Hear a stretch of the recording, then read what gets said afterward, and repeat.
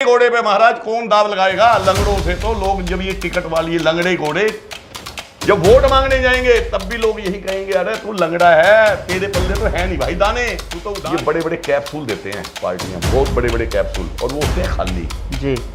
Capsule जब लेता है ना आदमी, उसको बहुत अच्छा लगता है, यार मेरे को ये वादा कर दिया, मैं टॉफी देता हूँ बिल्कुल थोड़ी सी, जिसमें टॉफी का स्वाद आएगा। तो टॉफी की दिक्कत दे सकती है? नहीं देती टॉफी, तो बिल्कुल आप जीप पे पाओगे जब भी आपको टॉफी का स्वाद आ जाएगा। सारे मिल के चेयरमैन भी पैसे खा लेता है, 38-40% कमीशन है मोहन जी। 100 करोड़ रुपए का काम जो हमारे कमेटी में एक साल में होता है, उसमें 40 करोड़ रुपए तो ये लोग खा जाते हैं। तरक्की कहाँ से होगी? 12 महीने से राम प्रताप गुप्ता आपका भाई तो इलेक्शन में वोट मांग रहा है, अपने लिए भी मैं खड़ा हूँ, 12 महीने पहले भी खड़ा था, आज भी खड़ा हूँ, और इलेक्शन तक खड़ा हूँ, और इलेक्शन लड़ूंगा और जीतूंगा। उम्मीदवार भाई साहब जितने भी आज उम्मीदवार है, एक बंदा मेरे पे लाओ, वो क्या कह रहे हैं जी, भाई अगर वहां से आशीर्वाद आया तो मैं इलेक्शन लड़ूंगा, कोई कहता उधर से आशीर्वाद आया तो मैं इलेक्शन लड़ूंगा। ये लंगड़े घोड़े हैं। तो टक्कर किनसे मानते हैं? टक्कर है ही भाजपा कांग्रेस की उम्मीदवार ऐसा भाई साहब मैं बता दूं आज आपको मोहन नायक जी, अद्दे में राम अद्दे में राम। आपने पुरानी कहावत सुनी? गरीबी रेखा से नीचे जो आदमी 7-8 हज़ार रुपये कमा रहा है, 10 हज़ार कमा रहा है, गरीबी रेखा से नीचे का आदमी का कोई हाउस टैक्स का नहीं लिया जाएगा, कोई पानी का बिल नहीं लिया। इसके लिए मैंने व्यवस्था की है कि 5 एम्बुलेंस हमारी तरफ से, कमेटी की तरफ से तत्पर इस काम के लिए तैयार रहेंगी कि कभी भी किसी बहन को, माता को, किसी भी महिला को, गर्भवती महिला के लिए कभी भी कोई ऐसी तकलीफ होती है तो उसको हमारे कमेटी में फोन करेगा टोल फ्री नंबर पे, और वहाँ निःशुल्क सुविधा रहेगी। निःशुल्क सुविधा जनता से। तो मैं यही कहूँगा, मेरी सच्चाई को देखते हुए, मेरी ईमानदारी को देखते हुए, और आप आप अपनी आपका दिमाग क्या कहता है मेरे बारे में, आपको अच्छा लगता है तो आप मुझे वोट दीजिए। दलों की राजनीति छोड़ दीजिए, दलों में कुछ नहीं रखा, दल हो गए हैं भाई साहब। नमस्कार, कैथल टीवी में आप सबका स्वागत है और मैं हूं मोहन नायक। आज हमारे साथ ऐसी शख्सियत हैं जो पिछले लगभग 1 साल से लगातार आप लोगों के बीच में आ रहे हैं, लेकिन जैसे जैसे हरियाणा सरकार द्वारा फैसला लिया गया और जब ड्रा निकाला गया तो कहीं ना कहीं कैथल नगर परिषद की कुर्सी जो है वो महिला खाते में चली गई और रिजर्व जर्नल की कोटे में चली गई। लेकिन उन्होंने अपना जो निश्चय है, जो अपना लक्ष्य है, वो नहीं छोड़ा और अपनी धर्मपत्नी को मैदान में उतार दिया और बतौर चेयरमैन की उम्मीदवार अब वो इलेक्शन की लाइन में है। नाम की अगर बात करें तो राम प्रताप गुप्ता की धर्मपत्नी नीलम गुप्ता अब चेयरमैन नगर परिषद की चुनाव जो है वो लड़ेंगे और लगातार लोगों के संपर्क में वो चुनावी जो उनका अभियान है वो लेकर जोरों शोरों से लोगों के बीच में जा रहे हैं। और इस समय हमारे साथ मौजूद है राम प्रताप गुप्ता जी, जानेंगे उनसे इस फिलहाल की चुनावी मैदान में किस तरह से अभियान जो उनका चला हुआ है। नमस्कार गुप्ता जी। नमस्कार जी, कैसे हैं आप? बहुत बढ़िया। और चुनावी प्रचार की अगर हम बात करें, फिलहाल डेट तो नहीं निश्चित हुई, लेकिन आप मैदान में लगातार लोगों के बीच में जाते नजर आ रहे हैं, किस तरह का रिस्पॉन्स अभी मिल रहा है? रिस्पॉन्स की जहाँ तक मैं मोहन जी बात करूँ तो लोगों के मनों में बहाव है, मेरे लिए प्यार है, असीमित प्यार है। जहाँ भी मैं जाता हूँ, कुछ मेरे पुराने साथी हैं, कुछ नए हैं, और कुछ लोग जो मेरे इतिहास को जानते हैं, जो मेरे पुराने साथी हैं, वो मेरे बारे में बताते हैं, तो उनका नए साथियों का भी जुड़ाव लगातार बहुत ज़्यादा जुड़ता जा रहा है। तो लोगों का भरपूर प्यार आप लोगों को बहुत ज़्यादा। मैं ऋणी हूँ सारे समाज का, छत्ती बिरादरी का, कि जो प्यार मुझे वो दे रही है कैथल की जनता। गुप्ता जी, आज से अगर 1 साल पहले की अगर हम बात करें, जब मैंने पहली बार आपका इंटरव्यू किया और आपने जब पहली बार कैथल में आए और आपने मैदान में आकर चेयरमैन पद की उम्मीदवारी ठोकी कि मैं नगर परिषद से चेयरमैन का चुनाव जो लड़ूंगा, उसमें आपने कुछ वादे जो है वो किए थे, आपको याद हैं वो वादे? बिल्कुल बिल्कुल, 100% याद है मुझे। तो हम कुछ वादों पर अगर मैं प्रकाश डालूँ तो आपने हेल्प डेस्क की बात कही, हर वार्ड में आपने चेयरमैन जो है आपके द्वार की बात कही, और तमाम मुद्दों को लेकर आपने बात कही। हम नगर परिषद में जो टैक्स भरने आते हैं उनको भी सुविधाएं देंगे, उनको ज़्यादा लाइन में नहीं लगना पड़ेगा, इस तरह के आपने वादे किए थे। क्या मानते हैं वो आधे अब आपकी धर्मपत्नी जो है वो उन वादों पर निभेंगे या उनका कोई अलग से एजेंडा बनाया गया है? नहीं, जो मैंने वादे किए 1 साल के दौरान, शुरुआत में मेरे को इतना याद है मोहन जी, मैं आपका इस बात के लिए धन्यवाद करता हूँ कि सबसे पहला इंटरव्यू आपने मेरा लिया था, और उस वक्त मेरा इंटरव्यू जब मैं देने जा रहा था आपको, तो मुझे थोड़ी बहुत ही हिचकिचाहट सी थी कि क्योंकि मैं पहला इंटरव्यू ही मैंने दिया था। चलो आज वो बात नहीं है, और उस वक्त मैंने जितने भी बातें आपको कही थी वो आज भी वही बातें मेरी धर्मपत्नी नीलम गुरानी आज उस इलेक्शन में अगर वो जीत जाती है तो वो जो बातें मैं कह रहा हूँ वो पूर्णतः 100% उनको निभाएगी, और उसके पीछे खड़ा होकर मैं उनको बहुत जितनी भी मदद कर सकूँगा उनके बैक डोर से मैं ज़रूर करूँगा। गुप्ता जी, पिछले 8 से 1 साल पहले आपने जो चुनावी वादे किए थे, एक बार दर्शक दोबारा सुनना चाहें, कहीं आप उन वादों में से कुछ गायब तो नहीं आपने कर दिए? एक बार दोबारा से दर्शक सुनना चाहेंगे, क्योंकि चुनाव नज़दीक हैं और उन वादों को अगर आप पूरा नहीं करते तो उस पर भी बात करेंगे हम। नहीं, देखो मैंने ये वादा किया था, देखो मैं जब भी कह रहा था आज भी कह रहा हूँ, कमेटी में भ्रष्टाचार उत्तम सीमा पे है, अति उत्तम सीमा पे है, मतलब ऊंचाई छू रहा है। कि जहाँ तक भ्रष्टाचार की बात करें, मैंने पहले इंटरव्यू में भी कहा था कि कमेटी का नाम अगर भ्रष्टाचार रख दिया जाए, भाई भ्रष्टाचार पे जाना है, आदमी रिक्शा में बैठे ऑटो में और ये कहे ना बस स्टैंड से बैठ के भाई भ्रष्टाचार वाले वही जाना है, तो कमेटी ले जाएगा रिक्शा वाला, उसको बताने की जरूरत नहीं है कि मैं कमेटी में जाऊँ। इस तरह के हालात अब ऐसे देखने को मिल रहे हैं। बिल्कुल हालात ऐसे हैं जी। देखो, रही पार्टियों की बात, चेयरमैन की बात, सभी जितनी भी पार्टी है, पार्टियों से तो लोगों का ग्राफ देखो, 15 साल और 30 साल तो मैंने भी पार्टियों में खोए हैं जी। ये बड़े बड़े कैप्सूल देते हैं पार्टियां, बहुत बड़े बड़े कैप्सूल, और वो होते हैं खाली जी। कैप्सूल जब लेता है ना आदमी, उसको बहुत अच्छा लगता है, यार मेरे को ये वादा कर दिया, मेरे को ये बात कह दी। जो भी आदमी मैदान में आता है, जो पार्टियों के उम्मीदवार हैं या बड़े बड़े नेता हैं, बहुत बड़े बड़े कैप्सूल देते हैं, लोगों को बहुत ऊंचाइयां दिखाते हैं, और वो कैप्सूल के सहारे लोग 10 साल 5 साल 15 साल गुजारते हैं। आखिरी में जब वो कैप्सूल खाने की सोचते हैं तो उसमें दवाई नहीं होती, खाली होता है कैप्सूल वो। इस बात से लोगों को समझ भी आ गई है कि ये पार्टी कैप्सूल देती है, खाली है वो। तो समझ तो अब भी लोगों को आ गई होगी, गुप्ता जी भी कहीं बड़े बड़े कैप्सूल ना दे रहे हैं। मैं तो टॉफी देता हूँ भाई, मैं कैप्सूल नहीं देता। मेरे में और लोगों उनमें क्या फर्क है कि मैं कैप्सूल नहीं, वो मैं टॉफी देता हूँ, बिल्कुल छोटी सी, जिसमें टॉफी का स्वाद आएगा। तो टॉफी भी दिक्कत दे सकती है? नहीं देती टॉफी, तो बिल्कुल आप जीभ पे पाओगे जब भी आपको टॉफी का स्वाद आ जाएगा। कैप्सूल तो खाने के बाद स्वाद आएगा ना, जिसमें दवाई क्या है, खोल के तो देखता नहीं। टॉफी तो आप जीभ में रखोगे, मेरे वाली टॉफी जब पता लग जाएगा। और नंबर तो मेरा तो इतिहास है, 35 साल मैंने सेवा की है, 35 साल सेवा में मेरा इतिहास देख लो कि मैंने किसी को नहीं, जो मेरे साथ लगा है हर व्यक्ति ने तरक्की करी है। अगर मेरे पास कोई नौकरी में था तो आज वो बिल्डर है मेरा, अगर वो सीढ़ी था तो जैसे मैंने तरक्की करी वैसे उन्होंने की। ये मेरा एक इतिहास है, आप कहीं भी कैथल में पता कर सकते हो। तो गुप्ता जी, इतिहास तो ये भी है, जिसने चुनावी वादे किए वो जीता, सत्ता में बैठा, और उसने जो पैसे इलेक्शन में लगाए उसने पहले वो पूरे करने के प्रयास किए, और नेचुरली अगर वो पैसे पूरे करने का प्रयास करेगा तो भ्रष्टाचार होगा। तो आप भी इलेक्शन में बखूबी देखा जा रहा है खर्चा कर रहे हैं, तो आप कैसे समझे कि लोग आप पे कैसे विश्वास करें कि आप पैसे पूरे नहीं करेंगे, भ्रष्टाचार नहीं होगा? बिल्कुल बिल्कुल, आपकी बात बिल्कुल, क्वेश्चन आपका ठीक है। और मैं आपको ये बात बता दूं कि मैंने कोई लंबा चौड़ा मैं खर्चा नहीं करता। जितना खर्चा मैं अब कर रहा हूं, इतना खर्चा तो मैं समाज सेवा में हर साल वैसे भी करता था। मेरा एक रूटीन था कि अगर मैं 100 रुपये कमाता हूं तो 50 पैसे मैंने दान देने हैं या समाज के कार्य में लगाने हैं। आज भी मैं वही कर रहा हूं। वो पहले मेरा जो समाज सेवा का कार्य था वो क्या हो जाता था, कहीं 2 लाख दे दिए, कहीं 3 लाख दे दिए, कहीं 5 लाख दे दिए। अब मैंने वो बंद कर दिया। इलेक्शन के दौरान मैंने ये कहा कि परमात्मा करे, अगर दादा खेड़ा ने मेरी ये धर्मपत्नी को चेयरमैन बनाया तो मैं जिन संस्थाओं को, जिनको भी मैं कुछ कह रहा हूँ, बनने के बाद एक मेरे पास पावर होगी और मेरे पास, मुझे अपने पास से खर्चने में भी कुछ वो नहीं होगा, क्योंकि मेरे पास 1 साल में फिर फंड हो जाएगा। अगर मैं आज 10 लाख कमाता हूँ तो मैं 5 लाख, मेरा शुरू से रूटीन रहा है कि मैं 10 कमाता हूँ तो 5 भाई अपनी सेवा में, समाज सेवा में लगा दूँ। आज भी वही कर रहा हूँ। अगर मैं करोड़ कमा रहा हूँ तो 50 लाख खर्च लेता हूँ मैं। मेरा एक ही प्रयास है, मेरी जो, देखो मैंने पहले इंटरव्यू में कहा, राजनीति मेरा मंच नहीं है।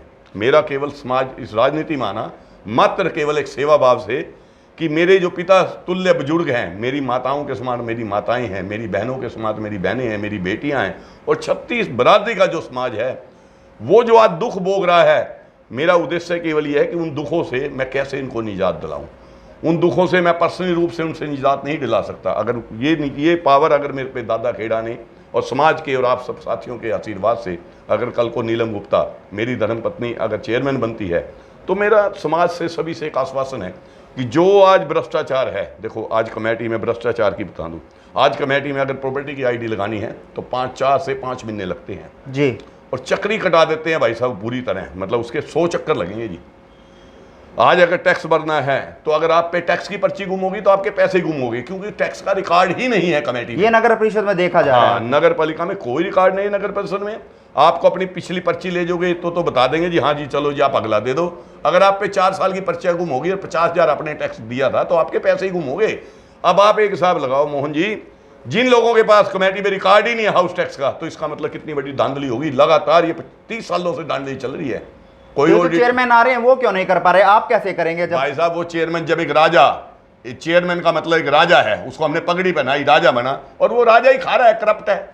राजा जब करप्ट होगा भाई साहब तो नीचे के अधिकारी तो अपने आप करप्शन तो आप कैसे सुधारेंगे इसको? मैं तो भाई साहब ना खाऊंगा ना खाने दूंगा। मैं आपको अब एक उदाहरण की बात बताता हूँ, आप मेरे साथ चलो।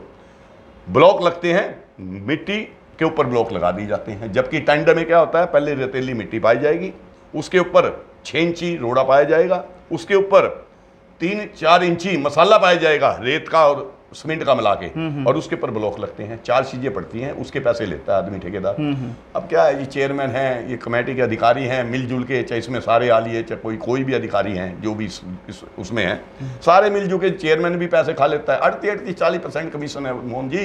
100 करोड़ रुपए का काम जो हमारे कमेटी में एक साल में होता है, उसमें 40 करोड़ रुपए तो ये लोग खा जाते हैं। तरक्की कहाँ से होगी, आप सोचो।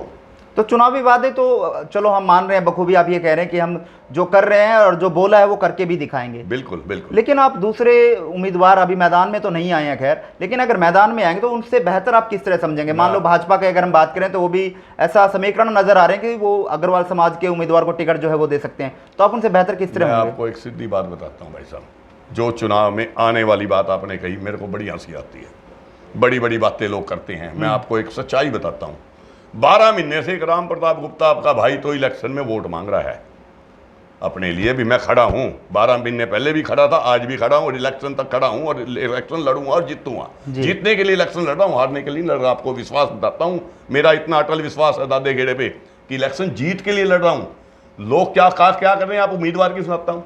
उम्मीदवार भाई साहब जितने भी आज उम्मीदवार है, एक बंदा मेरे पे लाओ, वो क्या कह रहे हैं जी, भाई अगर वहां से आशीर्वाद आया तो मैं इलेक्शन लड़ूंगा। कोई कहता उधर से आशीर्वाद आया तो मैं इलेक्शन लड़ूंगा। ये लंगड़े घोड़े हैं, बैसाखी मांगते हैं। आशीर्वाद का मतलब मोहन जी क्या होती है, बैसाखी जी। भी एक टांग तो है उनकी और एक उधारी मांग रहे हैं, भी एक टांग और मिल जाए फिर मैं इलेक्शन लड़ूंगा। और जब अगर मैं कहता हूं पहली बात तो वो बैसाखी ले भी लेगा तो भी बैसाखी वाला बंदा भाग नहीं सकता। मैं भाग रहा हूं, मैं इस मैदान में कन्वेंसिंग में भाग रहा हूं क्योंकि मेरी अपनी टांगे हैं, मेरा अपना वजूद है, मेरा अपना अस्तित्व है। वो तो उधार का अस्तित्व लेना चाह रहे हैं। लंगड़ी टांग वाला बंदा टांग मांग रहा है। आशीर्वाद का मतलब, पार्टियों से टिकट का मतलब, आशीर्वाद का मतलब क्या है, टांग मांग रहा है। फिर मैं कल्ला तो इलेक्शन लड़ नहीं सकता, एक टांग है मेरे पास तो।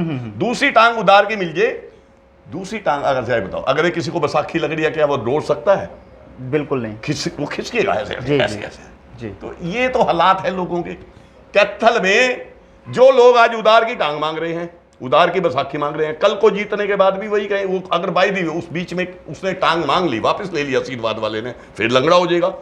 और लंगड़े घोड़े पे महाराज कौन दाव लगाएगा? लंगड़ों से तो लोग, जब ये टिकट वाली लंगड़े घोड़े जब वोट मांगने जाएंगे तब भी लोग यही कहेंगे, अरे तू लंगड़ा है, तेरे पल्ले तो है नहीं भाई दाने, तू तो उधार की बैसाखी लेके आया हमारे पास, कैसे दे देते को? तो आप मजबूत कैसे मानते हैं उनसे? मजबूत माले मेरी अपनी टांग है, मेरा अपना वजूद है। मैं लंगड़ा घोड़ा नहीं हूं, मैं तो अपना वजूद है, मेरी अपनी टांग है। तो टक्कर किन से मानते हैं आप? टक्कर है ही नहीं किसी से। कांग्रेस किसी उम्मीदवार से? ऐसा भाई साहब मैं बता दूं आज आपको मोहन नायक जी, आधे में राम आधे में राम। आपने पुरानी कहावत सुनी है? यही कहावत होनी साबित होगी। देख लेना आप, दादा खेड़ा गवाह है, आप लोग गवाह हैं, कैथल की जनता गवाह है। कुछ नहीं है भाई साहब। देखो पार्टियों से तो 50 सालों से लोगों ने इतिहास देख लिया। इतने बड़े बड़े खाली कैप्सूल कोई नहीं खाता आज। कोई भाई साहब आज तो प्रैक्टिकल दवाई खाता है। अगला कहता है भाई छोटी सी टॉफी दे दे, मेरी जीभ पे लगू तो मैंने पता लगा मेरी टॉफी का स्वाद क्या है। मैं जो टॉफी देता हूं आप मतलब ये समझा जाए अब राम प्रताप गुप्ता ने और पार्टी के बजाय कैप्सूल नहीं देंगे, अब टॉफी देंगे। टॉफी भाई साहब मेरी तो टॉफी खा के बता देगा भाई टॉफी में मजा आ गया भाई। और कैप्सूल तो खाने के बाद 24 घंटे में, 10 साल में, 5 साल में पता लगेगा कैप्सूल में गोली थी, दवाई थी। अब जैसे आपके चुनावी प्रचार जैसे चला हुआ है, आप लोगों से मिल रहे हैं, वार्डों में जा रहे हैं, तमाम नगरों में, बस्तियों में जा रहे हैं, व्यवस्था कैसी दिख रही है अभी बरसाती मौसम में? बहुत बुरा हाल है भाई साहब, मैं बताऊं रोना आ जाता है। अगर मैं चेयरमैन होता तो इस वक्त मैं फील्ड में होता, हर उस गली पे होता, चौराहे पे होता, उन गलियों में होता जहां पानी खड़ा है, और अपने प्रशासन के साथ होता। वहां खड़ा होकर ये कोशिश करता कि पानी कैसे निकले, इनकी दुख दुविधा कैसे खत्म हो। आज मेरे पास ऐसा कोई फंड नहीं है। मेरा दिल बहुत करता है कि मैं जाऊं वहां, कोई पंप लगवाऊं, पानी निकलवाऊं, वहां के लिए एक्सीएन एसडीओ इनको बुलाऊं, इरिगेशन को और को डिपार्टमेंट जो भी इसके मुतल्लिक है। पर करें क्या? अगर मेरे पास पावर होती तो मैं आज गली एसी में बैठा ना होता, सड़क पे होता, उन लोगों के साथ होता। कर पाता या नहीं कर पाता, करना ना करना तो देखो हर काम होता है नहीं होता है ये परमात्मा को पता है। कुछ होते हैं कुछ नहीं होते हैं। नहीं भी होता मैं खड़ा तो होता वहां, खड़ा होके तो आदमी सोचता है भाई चलो मेरे साथ। तो ये उम्मीद रखी जाए कि अब जैसे आपने खुद बयां किया है कि अब अगर कैथल की नगर परिषद में जाना है तो किसी को भ्रष्टाचार में जाना है तो वो नगर परिषद पहुंचा दिया जाएगा। हाँ बिल्कुल। तो आप कैसे भ्रष्टाचार से नगर परिषद में देखो मैं बताता हूँ, देखो मैंने अपने आइडियाज बनाए हैं। जैसे अब किसी ने कमेटी में आईडी लगवानी है प्रॉपर्टी की, ठीक है, वो अगर फाइल जमा कराएगा, अगर मेरे बनने के बाद मेरी मिसेज अगर मेरी नीलम रानी बनती है तो एक मेथड अडॉप्ट किया जाएगा कि आईडी आपकी 10 दिन लगेगी। उसका क्या सिस्टम होगा, एक बंदे ने आईडी लगवानी है, वो कमेटी में गया, अपनी फाइल जमा कराई, फाइल पहले स्टेप पे जमा होते ही उसके मोबाइल पे अपडेट आ जाएगी कि आपकी फाइल ये जमा होगी, आपका नंबर ये है, उसको मैसेज आ गया, मतलब फाइल उसके मोबाइल से अटैच पाएगी आगे आगे। उसके बाद 2 दिन में उस अफसर ने दूसरे अफसर पे देनी है, 3 स्टेप है जैसे। तो जब भी 2 दिन निकलते ही वो अफसर क्लिक करेगा, मैसेज आएगा कि पहले स्टेप से निकल के आपकी फाइल दूसरी पे आ गई, आपके मोबाइल पे आएगा। अगर उसमें कोई कमी है तो उसमें आपके मोबाइल में मैसेज आएगा कि इसमें ये एफिडेविट कम है, ये जमा कराओ। दूसरे के बाद तीसरे में जाएगी, 6 दिन में ये 3 स्टेप पूरे करने हैं। उसके बाद 4 दिन हम ईओ को, एक्सीएन को और डीएम को इस पे छोड़ते हैं कि उनके साइन होने हैं। 10 दिन में आईडी बन के आपके मैसेज आएगा टेलीफोन पे, आपकी आईडी बन चुकी है और ये नंबर है, आप अपना प्रिंट डाउनलोड कर लो। कमेटी में जाने की जरूरत नहीं है आपको, उस साइट से आप क्लिक करोगे अपना डाउनलोड हो जाएगा। नंबर 2, और कार्य के लिए दुनिया चक्कर काटती है, भी कोई हाउस टैक्स जमा कराना है, किसी ने रेंट जमा कराना है, किसी ने पानी का बिल जमा कराना है, उसके लिए मैं पहले भी कहा था हेल्प डेस्क की व्यवस्था करेंगे। 15 बच्चे हमारे कमेटी के एम्प्लॉय बाहर भाई साहब तत्पर सेवा में तैयार होंगे, और कोई भी बुजुर्ग जैसे अपना पानी का बिल जमा कराने गया, वो कहेंगे हाँ जी ताऊ जी कैसे आए जी, पानी का बिल बेटे जमा कराने, बैठिए ताऊ जी, चाय पीजिए, पानी पीजिए और मेरे को कागज दीजिए आपका। वो इतने चाय पीगा, इतने में तो वो बच्चा वहां से पैसे जमा करा के उसको रसीद दे देगा, ताऊ जी आपका काम हो गया। इस तरह की गुप्ता जी आपने इस तरह का रोड मैप तो बनाया है। आज के दौर में आप कह रहे हो कि अधिकारियों को इस तरह के आदेश दिए जाएंगे। आज के दौर में सरकार की बात करें, सरकार के नुमाइंदों की तो अधिकारी सुनते नहीं है। आप क्या मानते हैं, आपकी सुनेंगे अधिकारी? क्यों नहीं आपकी बात मानेंगे अधिकारी? देखो अगर राजा ईमानदार है तो प्रजा भी संपलाई भी ईमानदार है, प्रजा भी ईमानदार है, ठीक है जी। अगर मैं ही खाऊंगा, देखो अगर चेयरमैन खाएगा तो भाई साहब नीचे भी खाएंगे, कि उसको पता है जो ऊपर वाला खा रहा है। अधिकारियों पे आप अपना दबाव मेरा तो दबाव सिद्धि बता रहा हूँ जी। अगर कोई कार्य नहीं करेगा, देखो उसको प्रावधान है सिस्टम से, रूटीन से नोटिस देना है, जो भी देना। आप तो काम करने के लिए बैठे हैं एम्प्लॉय, जनता की सेवा के लिए हैं, ये मेरा प्रयास रहेगा। बिल्कुल। राम प्रताप गुप्ता हमारे साथ हैं, इनकी धर्मपत्नी जो है नगर परिषद के चुनावी मैदान में है, उतर चुकी हैं। नीलम रानी के नाम से वो चुनाव लड़ रही हैं, आज़ाद उम्मीदवार बतौर ताल ठोक चुके हैं। लेकिन साफ तौर पर यह कहना है कि जो इनको लोगों से प्यार जो मिल रहा है, लोगों से जो प्रेम मिल रहा है, वो बखूबी मिल रहा है। और इससे बखूबी अंदाजा ये लगा सकते हैं कि लोगों की जुबान पर अब एक ही नाम है, राम प्रताप गुप्ता, नीलम रानी गुप्ता। लेकिन राम प्रताप गुप्ता जी से हम चाहेंगे कि एक बार और अंत में लोगों से क्या कुछ अपील जो है वो कर। एक मेरा मन है, जो मेरा मन कहता है, देखो गरीबी रेखा से नीचे जो व्यक्ति हमारे यहाँ रह रहे हैं, जो आदमी 7, 8, 10 हज़ार रुपये कमा रहा है, गरीबी रेखा से नीचे आ जाता है, उसका हाउस टैक्स बिल्कुल ख़त्म कर दिया जाएगा। मेरे अधिकार क्षेत्र में है, ये बिल्कुल ख़त्म कर दिया जाएगा। और उसका पानी का बिल, मतलब गरीबी रेखा से नीचे जो आदमी 7, 8 हज़ार रुपये कमा रहा है, 10 हज़ार कमा रहा है, गरीबी रेखा से नीचे का आदमी का कोई हाउस टैक्स का नहीं लिया जाएगा, कोई पानी का बिल नहीं लिया जाएगा। इससे उनको गरीब आदमी को राहत होगी, क्योंकि उनको 200, 400, 500 रुपये मिलना दुखते हैं जी। और कमेटी में कोई फर्क नहीं पड़ता। इससे क्या है, कमेटी को 50-40 लाख रुपए साल का फर्क पड़ेगा। हम तो 20-40 करोड़ रुपए रिश्वत का पार्ट बचा देंगे, 20-30-40 करोड़ रुपए वो बचा देंगे। और नंबर 2, हम कमेटी में हमारा जो मैंने पहले भी कहा था, रोजगार के अवसर पैदा करेंगे। मैंने अभी एक मेरे दिमाग में आई थी, गर्भवती महिलाएं हमारी बहनें माताएं बड़ी दुखी होती हैं, क्योंकि गरीब आदमी के पास साधन नहीं होता। हर आदमी पे तो गाड़ी नहीं है। अब जिस पे भाई साहब साधन नहीं है, उसको अगर उसको दर्द शुरू हो जाए, किसी माता को, बहन को, उसको पीजीआई हॉस्पिटल पहुंचना बड़ा मुश्किल हो जाता है। इसके लिए मैंने व्यवस्था की है कि 5 एम्बुलेंस हमारी तरफ से, कमेटी की तरफ से तत्पर इस काम के लिए तैयार रहेंगी। भी कभी भी किसी बहन को, माता को, किसी भी महिला को, गर्भवती महिला के लिए कभी भी कोई ऐसी तकलीफ होती है तो उसको हमारे कमेटी में फ़ोन करेगा टोल फ्री नंबर पे, और वहाँ निःशुल्क सुविधा रहेगी। निःशुल्क सुविधा उसके लिए ही रहेगी, ताकि एक समाज में एक सेवा भाव से ये काम किया जाए। एक मोहल्ला क्लिनिक का मैंने कहा था, वो भी मोहल्ला क्लिनिक भी मेरे उसमें है कि 20 रुपये जाने के 20 आने का। देखो प्रताप गेट, माता गेट, पटेल नगर, रजनी कॉलोनी, ये इतने दूर दूर के एरिए हैं, बालाजी नगर देखो, अर्जन नगर, वहाँ से कोई आम आदमी पीजीआई में पहुँचने में बड़ी 20 रुपये जाने 40 रुपये दे नहीं सकता जी। तो मेरा प्रयास रहेगा कि अगर कल को मेरी धर्मपत्नी चेयरमैन बनती है नीलम रानी, तो ये मोहल्ला क्लिनिक जो मैंने पहले भी कहा था वो बनाए जाएंगे। 20 लाख रुपए का एक बीमा सफाई कर्मचारियों का लिया कराया जाएगा, ताकि कल को कोई दुख तकलीफ उनको हो जाए तो उसको इधर उधर देखना पड़े। देखो हम और आप जैसे लोग 5-10 दिन जाके उसकी सहानुभूति में बैठ जाते हैं, सारी उम्र किसी पे टाइम नहीं होता जी। और उस गरीब परिवार को अगर भगवान ना करे ऐसा हो जाए तो वो 20 लाख रुपए उसकी बच्चों की ज़िंदगी के लिए कम से कम वो एक ठीक ढंग से ज़िंदगी गुजार पाए जी। ये मेरा प्रयास रहेगा। तीसरा, जो आपने मेरे को पहले मैंने कहा था कि चेयरमैन आपके द्वार वाली पॉलिसी, वो मैं लागू जरूर करूँगा कि हर 2 महीने में एक बार हर वार्ड में हम जाया करेंगे अपने स्टाफ के साथ, उसके वार्ड का एमसी, हमारा ईओ, एमई, जेई, जो भी हमारे मुतल्लिक तमाम अधिकारियों के साथ वहाँ खुला दरबार लगाया करेंगे, लोगों की समस्याओं को सुने करेंगे और वहाँ मौके पे हल करने की कोशिश करेंगे जी। ये भी मेरा प्रयास रहेगा। और जो पीले कार्डों की समस्या है, सड़कों की, सीवरेज की, लाइट की, ये समस्याएं हैं, ये भी मेरा प्रयास रहेगा कि बिल्कुल 0 लेवल पे हम इसको ले आएंगे। क्योंकि देखो थोड़ा टाइम जरूर लगेगा, पर ये मेरा एक वादा है, भगवान दादा खेड़ा मुझे बुलवाता है, जो मुझे नहीं पता होता कि मैं क्या बोलता हूँ, उसके आशीर्वाद से बोलता हूँ और छत्ती बिरादरी के आशीर्वाद से मैं बोलता हूँ। ये सब समस्याएं बिल्कुल 0 लेवल पे हम ले आएंगे, ये मेरा प्रयास रहेगा। जनता से क्या कहेंगे? जनता से तो मैं यही कहूँगा, मेरी सच्चाई को देखते हुए, मेरी ईमानदारी को देखते हुए, और आप आप आपका दिमाग क्या कहता है, मेरे बारे में आपको अच्छा लगता है तो आप मुझे वोट दीजिए। दलों की राजनीति छोड़ दीजिए, दलों में कुछ नहीं रखा, दल हो गए हैं भाई साहब, कैप्सूल देते हैं बड़े बड़े, उन कैप्सूल से बचिए। और मेरे वाली जो टॉफी है वो तुरंत आपके जीभ पे स्वाद का पता लगेगा। कैप्सूल बदहजमी करते हैं, मेरी टॉफी आपको स्वाद देगी। बिल्कुल, और इलाज भी करेगी मेरी टॉफी तो भाई साहब, आपके स्वास्थ्य में स्वास्थ्यवर्धक है टॉफी मेरी, कैप्सूल नहीं है खाली। और बड़े बड़े कैप्सूल खाली लेने से क्या फायदा भाई साहब। चलिए, बहुत बहुत धन्यवाद राम प्रताप गुप्ता। ठीक है मुन्ना। और ये थे हमारे साथ राम प्रताप गुप्ता जी, तीनों, जिन्होंने बताया कि चुनावी एजेंडे उनके क्या है, लेकिन जिस तरह से इन्होंने खुलकर बड़े ही खुशी से बताया कि लोगों का उनको सहयोग और साथ बखूबी मिल रहा है। लेकिन देखना है कि चुनावी नतीजे क्या रहेंगे, वो तो आने वाला समय बताएगा। चुनावी वोट डालेंगे तब पता लगेगा कि चुनाव में फतेह कौन करता है, ताज जो है नगर परिषद चेयरमैन का किन के सर सजता है। लेकिन फिलहाल आश्वस्त हैं, खुशी है कि मैदान में अभी अकेले ही जो है राम प्रताप गुप्ता दौड़ते हुए नजर आ रहे हैं। अभी आसपास कोई ऐसा उम्मीदवार देखने को नहीं मिल रहा है।